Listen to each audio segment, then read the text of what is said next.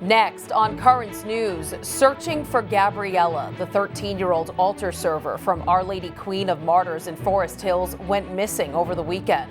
Is it the beginning of the end of Roe v. Wade? The Supreme Court is weighing a Louisiana abortion law. Plus the fallout from Super Tuesday. Mike Bloomberg is out. Is Senator Elizabeth Warren next? And Governor Cuomo orders students studying abroad to come home as more coronavirus cases are reported in New York. Currents News starts right now.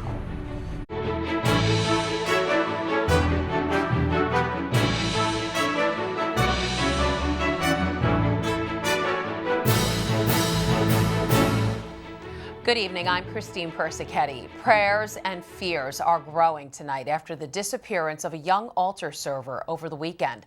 She's active in her parish of Our Lady Queen of Martyrs in Forest Hills, and that's where Currents News' Tim Harfman is reporting from. Tim.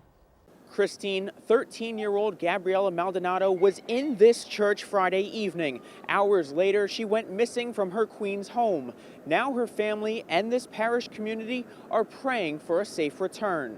I just need my daughter home. I have stage 4 cancer, and this is really killing me. I know there's something wrong. My daughter wouldn't leave me for this long. Stephanie Feldman is frantic, hoping her daughter Gabriella comes home. The 13-year-old was with her mother and 11-year-old sister Sabrina at Our Lady Queen of Martyrs Church Friday night. The sisters are altar servers at the Forest Hills Parish and returned home after praying the Stations of the Cross. Mom went to sleep at midnight. Gabriella left the house. When Stephanie woke up at 5 a.m., she realized her daughter was missing and immediately called her. She had told me that she's coming back home.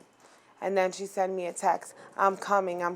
But she didn't. Gabriella's phone was turned off Saturday evening. She's 5'5" and was last wearing a navy jacket. David James is the youth minister and altar server coordinator at Our Lady Queen of Martyrs. Very kind, very loving. We're all very concerned. We're all praying that she comes home soon. Praying and pleading for a safe return. You are a part of my heart, you and Mommy. Right now, I'm missing something in my heart, so we really need you to come home. We love you and we miss you, and this is where you need to be. You're not in trouble. We just want you home. Please come home. The NYPD says the investigation is ongoing as they look into every possible lead. In Forest Hills, Queens, Tim Harfman, Currents News. The cops need your help in finding Gabriella. If you know anything, please call Crime Stoppers at 800-577-TIPS. All calls are confidential. A big day at the Supreme Court with a case that pro-lifers hope will lead to the end of Roe v. Wade. The justices appeared divided as they heard an hour of arguments about a Louisiana law that demands doctors performing abortions have hospital admitting privileges. The split was along familiar conservative liberal lines. What makes this time different is that it's the first case of its kind to come before the court since President Trump named Neil Gorsuch and Brett Kavanaugh to the bench.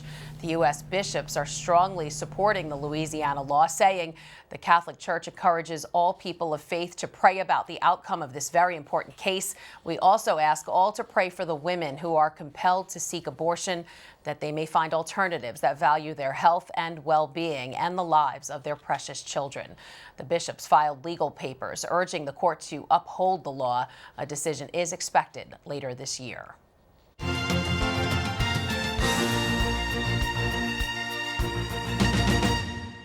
Former New York City Mayor Mike Bloomberg, who spent hundreds of millions to self-fund his run for president, announced today that he has suspended his campaign after his poor performance on Super Tuesday. He's now throwing his support behind Joe Biden. Thank you. Another boost for Joe Biden, who owned Super Tuesday. The former vice president scored victories from Texas to Massachusetts, revitalizing his presidential bid. Rival Bernie Sanders took the biggest prize with a win in California. Now the Democratic Party's presidential field is transforming into a two-man contest. So I'm here to report we are very much alive. Biden won in rival Senator Elizabeth Warren's home state of Massachusetts. He also took delegate-rich Texas, and he was on top in Minnesota, Virginia, North Carolina. The former Veep also was victorious in Tennessee, Arkansas, and Oklahoma. We can't have a never-ending war between the parties. We need a president who can fight, but make no mistake about it, I can fight. But look, we need as badly, someone who can heal. Senator Bernie Sanders also collected a healthy amount of delegates Tuesday, and he's not backing down to Biden. I tell you with absolute confidence, we are going to win the Democratic nomination. Or anyone else. And we are going to defeat the most dangerous president in the history of this country. Cast a vote from your heart and vote for the person you think will make the best president of the United States of America. Meanwhile, Senator Elizabeth Warren's campaign is struggling. This morning, President Trump weighed in on the Super Tuesday results, tweeting, "Wow, if Elizabeth Warren wasn't in the race, Bernie Sanders would have easily won Massachusetts, Minnesota, and Texas, not to mention other states. Our modern-day Pocahontas won't go down in history as a winner, but she may very well go down as the all-time great spoiler." The focus now turns to Michigan, which holds its primary next Tuesday. The state is a top battleground in November. Democrats will try to return it to their column after losing Michigan to President Trump in 2016. And stay with us. St. John's University political expert Brian Brown is minutes away. He's looking at the big Super Tuesday results and the role Christian voters played in determining the outcome. That's still ahead in this newscast. Now the latest on the coronavirus outbreak. Governor Andrew Cuomo is confirming new cases in the state, and he's taking immediate steps to bring home students studying abroad. Some of the new infections spread to the family of the Westchester lawyer who was first identified yesterday. His wife has also tested positive. His 20-year-old son has also tested positive. His daughter has tested positive, and his neighbor who drove him to the hospital also tested positive. The man is hospitalized in serious condition. Infections in the state are growing. The latest count shows 11 confirmed cases in the state. At the same time, Cuomo is ordering the state and city university systems to bring home about 300 students. They've been studying in 5 countries, including Italy. And Italy is the worst virus-affected country outside Asia. And now the government is closing all the schools and universities in the nation. Melissa Butts is in Rome to report on that news and the precautions being taken at the Vatican.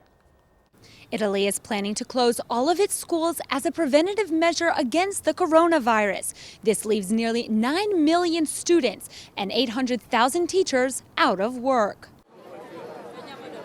The shutdown comes as at least 79 Italians have died from the outbreak, with more than 2,500 confirmed infections across the country.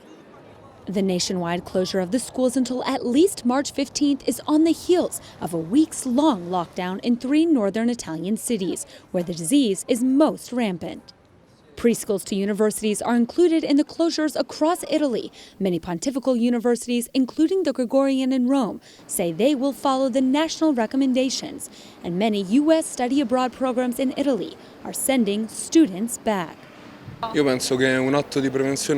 think a preventative action is good because you never know what can happen. Our professors haven't told us anything yet because today they were all giving out exams and we're busy. I think they should have closed them before. Prevention is always better than curing. Since the coronavirus has struck, Italy has become nearly deserted, with dwindling tourism and rising fear. The Vatican is also taking precautionary measures, rescheduling 2 events in March and May until later this fall. The Pope was to be in South Rome on his spiritual exercises this week, but is following from his home due to his cold. That's why today there was no general audience either, since this week's audience was eliminated because of the Lenten retreat. Pope Francis is planning on resuming his normal schedule next week. As for the school shutdown, though, it could last even longer than these 2 weeks if the coronavirus continues to spread. Meanwhile, middle school, high school, and university teachers all told me that they're going to be trying to implement online video lessons for all of those students throughout the country. In Rome, Melissa Butts, Currents News. Here in New York City, the MTA is stepping up its actions to keep the subways and buses virus-free. Workers are scrubbing down every inch of the train cars. The deep clean is aimed at stopping the spread of the coronavirus. Subway station turnstiles, handrails, and MetroCard vending machines are getting disinfected every day. City buses are also getting cleaned every 72 hours or less.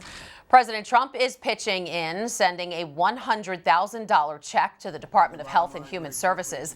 The money is a quarter of his presidential salary. According to the White House, the funds are supporting the efforts to confront, contain, and combat the coronavirus.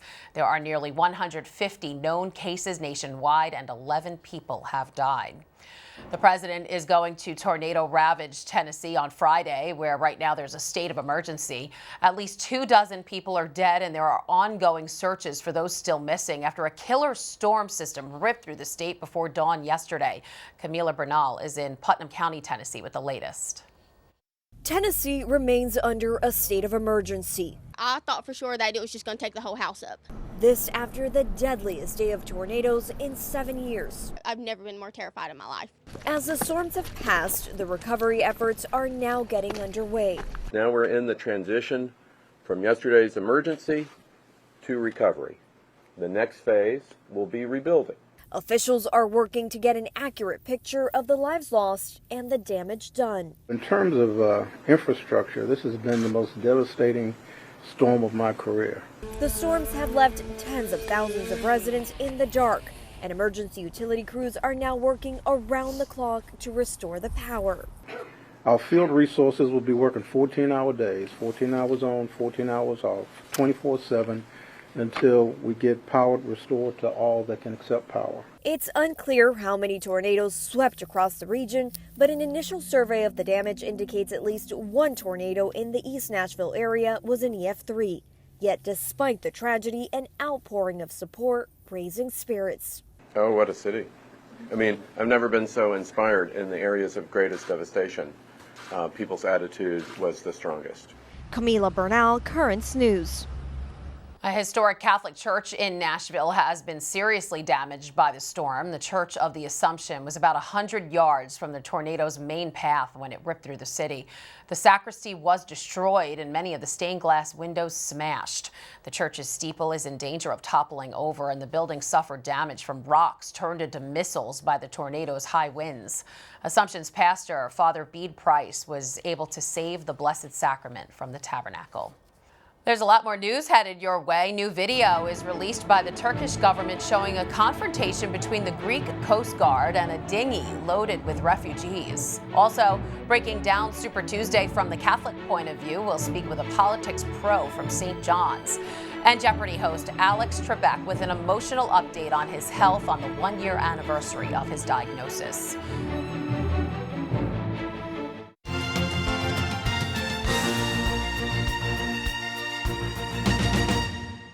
Returning now to Super Tuesday, it had many defining moments for the Democratic presidential candidates. And here to help us break it all down from the Catholic point of view is political expert from St. John's University, Brian Brown. Brian, welcome.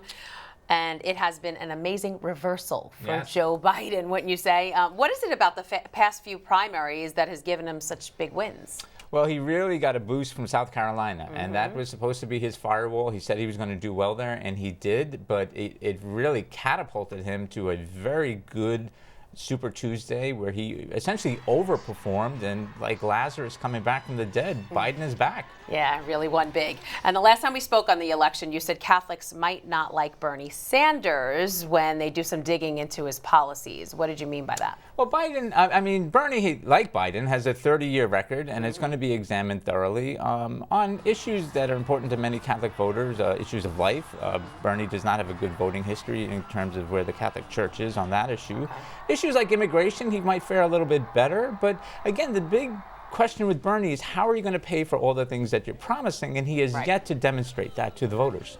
All right, and there was a Gallup poll that said that a lot of the Catholic states actually went to the polls yesterday. Massachusetts, the fourth highest at 38%, also high up is California at 29%, and some of the most Protestant states also voted: Alabama, Arkansas, Tennessee, Oklahoma. With the exception of California, they were all won by Biden. So is this a sign of what's to come for the Catholic or Christian vote? Well, it could be. I mean, we really have to take a hard look at the numbers and who showed up yesterday. As we've talked about, Joe Biden wears his Catholic faith on his sleeve, and that is something that is really a hallmark of his political career. Did that resonate with voters of faith? In many ways, it probably did. But we'll really have to take a long look, and also it's a long way till November. So we could be talking about Joe Biden or Bernie Sanders and their faith perspective for quite some time. Quite some time. And in America Magazine, they took some interesting facts about the Democratic campaign and how they should look at the Catholic vote. For example, they say more Hispanic Catholics are Democrat than Hispanic evangelicals, and the Catholic Church is majority female. So how do they turn the tides on this? Well, I think those are two constituencies that are very important to both Bernie and Biden, Hispanics and women. Women vote more than men, and women are an important voting bloc. So I think as the campaign continues to develop, you'll hear issues and ideas being discussed that appeal to women voters and Latino voters across the country. Women are a critical voting bloc, and the candidate who clearly wins the women's vote or can make inroads there is the one that's going to find success.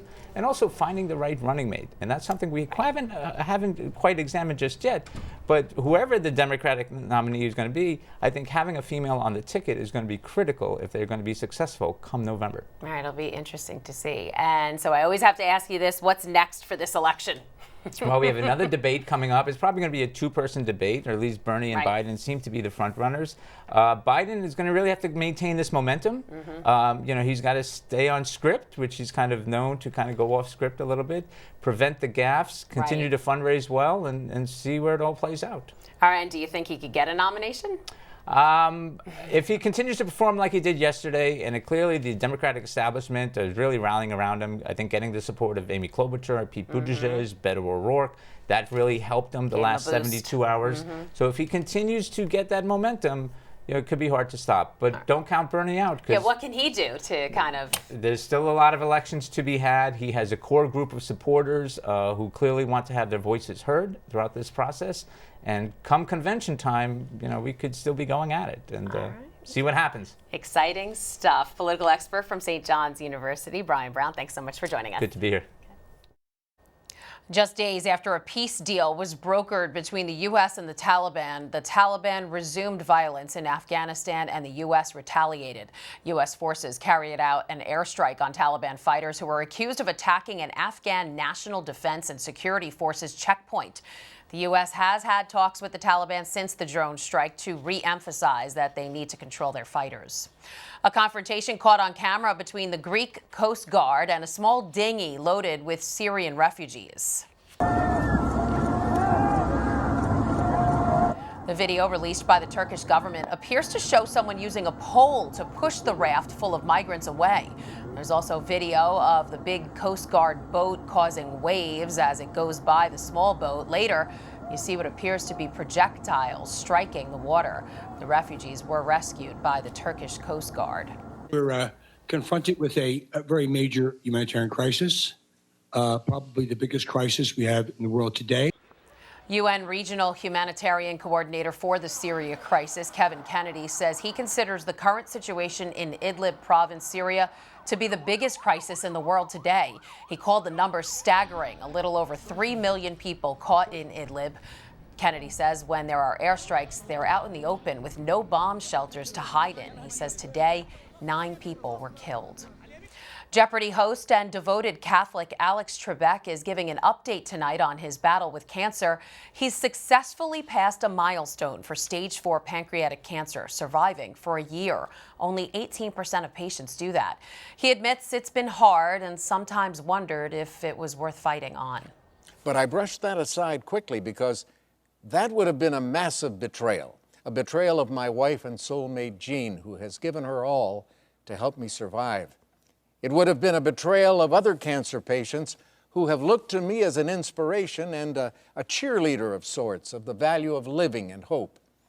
And it would certainly have been a betrayal of my faith in God and the millions of prayers that have been said on my behalf.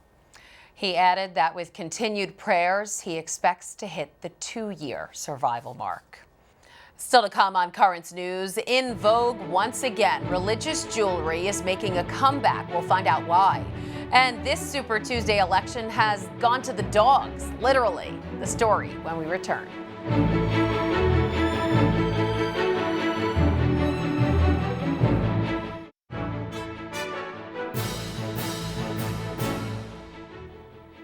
A bit of fun on Capitol Hill yesterday evening as members of Congress celebrate the birthday of a civil rights icon. Happy birthday.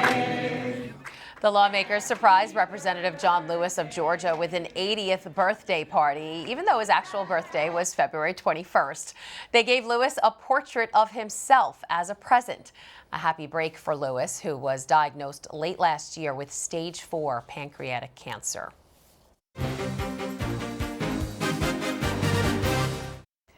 There are stories you are going to want to read that are only found in the tablet. One is very timely, the day after Super Tuesday. It's about the impact of political tricks on the soul. Another is about a religious fashion tradition that's making a comeback in a big way. The tablet's editor-in-chief, Jorge Dominguez, is here now with a preview. Welcome, Jorge. Thank you, Christine. And this week, you are writing about the maneuvers politicians make to keep themselves in power. And in your column, you tackle the age-old practice of gerrymandering. That's where voting districts are deliberately reshaped to help the political party in power stay in power.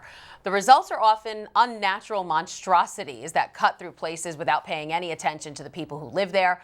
You argue the political tricks contribute to what we have now, a sharply divided country. And so what are you writing about gerrymandering? Well, there are three kinds of gerrymandering, and they are changing our neighborhoods, people, and most important, their souls. And I explain all about it in my column.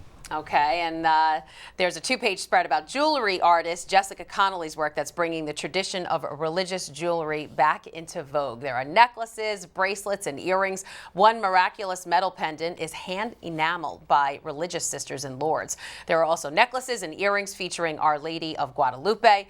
Although religious jewelry has been worn for centuries, it's now becoming increasingly popular in secular fashion. Jorge, where does Jessica find her inspiration? Well, you know, she's a Catholic convert, and that's the source of her inspiration, her faith. And if you read the tablet, you're going to know everything about Jessica, and you're going to see beautiful pictures for her creations. You have to read it. All right, we'll definitely check it out. The tablet's editor-in-chief, Jorge Dominguez, thank you so much for joining us. Thank you for having me. All right, and the tablet is so important, as you can see in our brief preview. It's vital for all Catholics living in the Brooklyn Diocese, but the tablet needs you to ensure Catholic journalism's future is strong. You can do so by purchasing the paper at your parish or by subscribing to the tablet so it comes right to your mailbox. You'll save up to 55% by having it delivered to your home versus paying for it at church. Go to the website, thetablet.org/home55 or call 877-883-8356. And finally tonight, dozens of first-time voters hit the polls in Vermont, but for an election other than Super Tuesday. Students from Fairhaven Central School voted for the town's pet mayor yesterday. On the ballot, Lincoln the goat and Sammy the police canine, among others. The election was a fundraiser to replace the school's 30-year-old playground. We spoke to some of the candidates as voting took place. He's feeling great. He got to greet all the kids coming to vote, so it was his day. Well, I think she's hungry. That's about it, because she's been nibbling on the building. It's a different sort of day for her. We're quite excited, I imagine. Students are counting ballots today, and the winner will be sworn in next week. How exciting. And that is Currents News. I'm Christine Persichetti. Thank you for joining us because we are putting your faith in the news. Hope to see you again next time.